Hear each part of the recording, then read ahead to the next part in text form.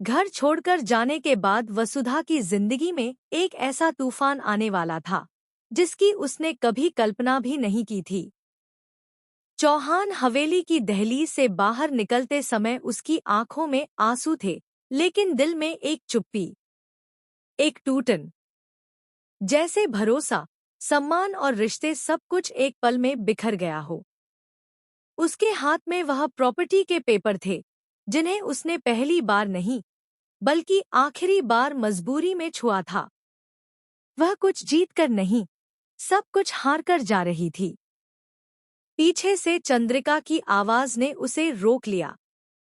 उस आवाज में नकली मिठास थी, मगर भीतर जहर छुपा हुआ था। चंद्रिका ने मुस्कुराते हुए कहा, मैं तो सिर्फ तुम्हारी परीक्षा ले रही थी वसुधा, लेकिन तुम उस परीक्षा में बुरी तरह फेल हो गई हो। वसुधा के कदम जमीन पर जम गए। उसने पलट कर देखा, पर बोल न पाई। चंद्रिका के चेहरे पर अब असली रूप सामने था, घमंड, तिरस्कार और क्रूरता। उसने ताने मारते हुए कहा, जो लड़की इतनी छोटी सी बात पर मेरे बेटे देव का साथ छोड़ दे, वो लड़की उसे कभी भी धोखा दे सकती है।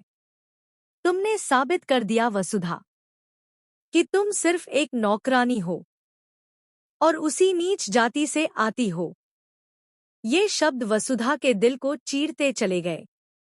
उसकी आंखों में सिर्फ दर्द नहीं, बल्कि अपमान की आग थी। उस पर लालच का आरोप लगाया गया, स्वाभिमान रौंदा गया और उसके प्यार पर शक किया गया। वह चुप रही, लेकिन भीतर कहीं कुछ टूट गया था, जैसे आत्मा बोल उठी हो। मैंने रिश्ता निभाया, लेकिन उन्होंने मुझे कभी अपनाया ही नहीं। उसी पल हवेली के भीतर से एक फोन कॉल आया। हवा अचानक भारी हो गई। सन्नाटा जैसे चाकू की तरह चुभने लगा। नर्सिंग होम से कॉल था, और खबर ऐसी जिसने सबकी सांसें रोक दी। देव का भीषण एक्सीडेंट हो चुका था। उसकी कार घाटी के मोड़ पर फिसल गई थी।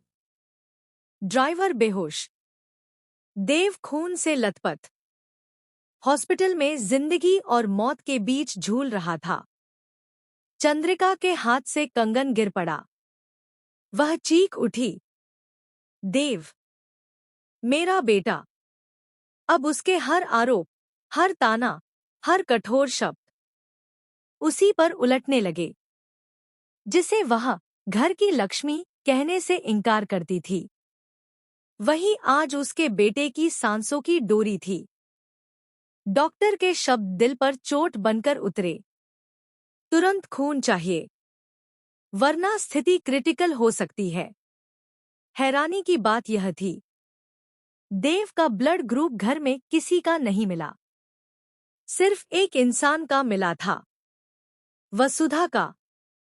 उसी